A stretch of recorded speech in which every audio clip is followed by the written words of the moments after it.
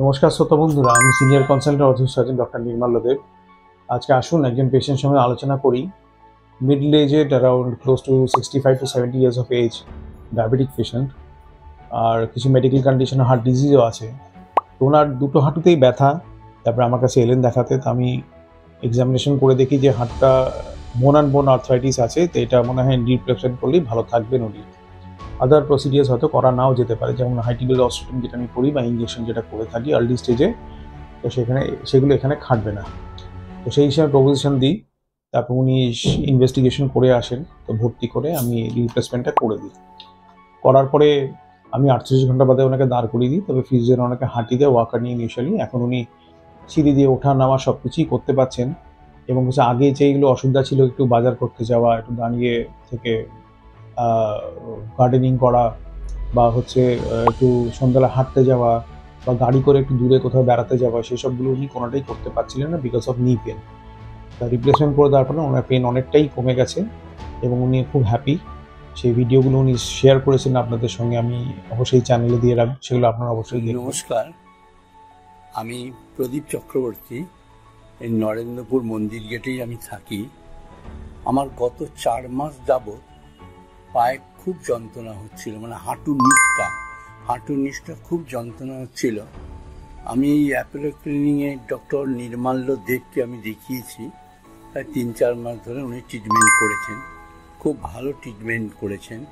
হ্যাঁ, সাময়িক ভালো হতাম, আবার খারাপ হতাম।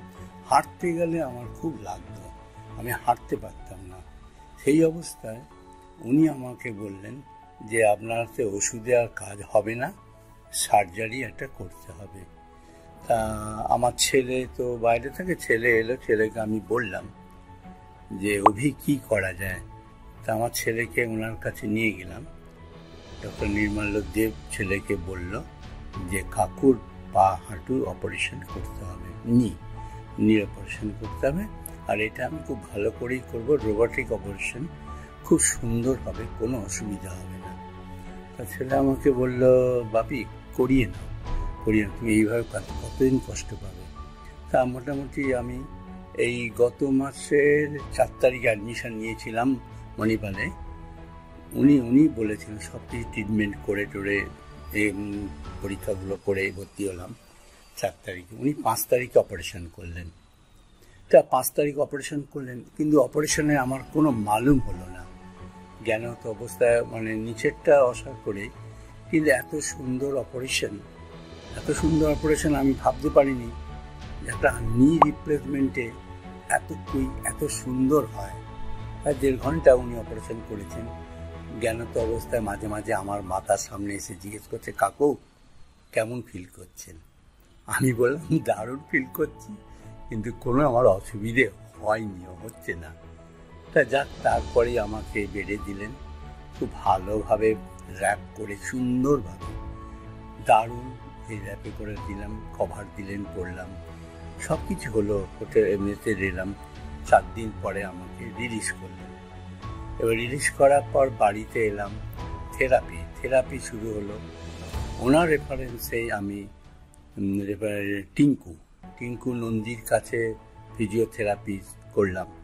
ও খুব সুন্দর করেছে থেরাপি, দারুণ, মানে উইদিন 15 ডেজ, 15 দিনে আমাকে হাঁটা চালু করে দিয়েছে।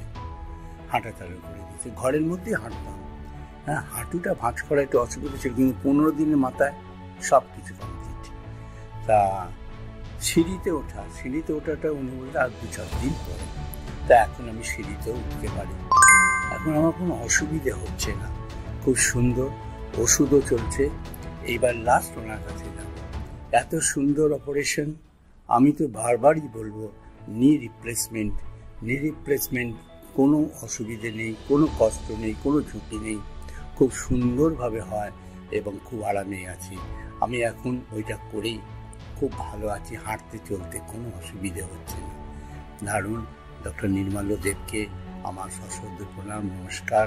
এবং টিঙ্কুকেও আমার খুব ভালো লাগলো, ও খুব সুন্দর থেরাপি করছে, এত সুন্দর থেরাপি। আমি আগে ভাবতাম খুব কষ্ট হয়, চোখে জল এসে যায়, কিন্তু আস্তে আস্তে সইয়ে খুব সুন্দর ট্রিটমেন্ট করছে। আমি দুজনকেই খুব জানাই ভালোভাবে থাকুক, আরও যেন সুন্দরভাবে হয়। আজকে মেসেজ এটাই হলো যে দেখুন, যদি ডায়াবেটিসও থাকে বা অন্য কোনো হার্ট ডিজিজও থাকে, আমরা যদি পেশেন্টকে অপটিমাইজ করি, মানে পেশেন্টকে ওয়ার্কআপ করে যদি আমরা যদি সার্জারি করি, কেয়ারফুলি সার্জারি করি, তো পেশেন্ট ভালো হতে পারে। এবং আমরা যথেষ্ট এডুকেট করে দিই পেশেন্টকে অ্যাবাউট ডায়াবেটিস বা ইনফেকশন, এইসব সম্বন্ধে এডুকেট করে যাতে পেশেন্টের কোনো অসুবিধা না হয়। তো পেশেন্ট নিজেরাই এখন এডুকেট হওয়ার পরে পেশেন্ট নিজেদের যত্ন করতে শিখে যান, নিজেরাই নিজেদের এক্সারসাইজ করতে ফিজিওথেরাপিস্টরা শিখে দেয়, সেগুলো সারা জীবন পেশেন্টরা করবে, এটাই কাম্য। এবং এই মেসেজের দ্বারা উনি সেটাই আমাদেরকে জানিয়েছেন যে উনি খুব ভালো আছেন। যেটা ইনিশিয়ালি ওনার ভয় ছিল যে রিপ্লেসমেন্টটা কেমন হবে, যেহেতু উনি ডায়াবেটিক পেশেন্ট, সেই ভয়টাও আমরা অনেকটা দূর করে দিয়েছি। এখন উনি অনেকটা কনফিডেন্ট এবং অন্য নিডটার জন্য আমরা ওয়েট করছি যে উনি যেদিন ক্লিয়ারেন্স দেবেন তখন অন্য পাটাও সেম করে দেবো, রিপ্লেসমেন্ট করতে, তাহলে পাটা ব্যালেন্সিংটা ভালো হবে। আপনারা যদি এরকম কোনো পেশেন্ট থাকে, তাহলে চিন্তাভাবনা করছেন যে ডায়াবেটিসের জন্য হয়তো ভয় পাচ্ছেন যে আমি রিপ্লেসমেন্ট করে সাকসেস হবে কি না, তারা এই ভিডিওটা অবশ্যই দেখবেন এবং আপনাদের কমেন্টসগুলো নিশ্চয়ই আমাদেরকে ফরওয়ার্ড করবেন যাতে আমরা আপনাকে হেল্প করতে পারি। প্লাস এখানে চ্যানেলে হেল্পলাইন নাম্বারগুলো অনেকগুলো দেওয়া আছে, সেগুলো যদি আপনাদের কোনো ইনকোয়ারি থাকে সেটাকে ফোন করলে আমরা 100% আপনাকে সাহায্য করার চেষ্টা করব। আজকে শোনার জন্য অসংখ্য ধন্যবাদ। থ্যাংক ইউ, নমস্কার।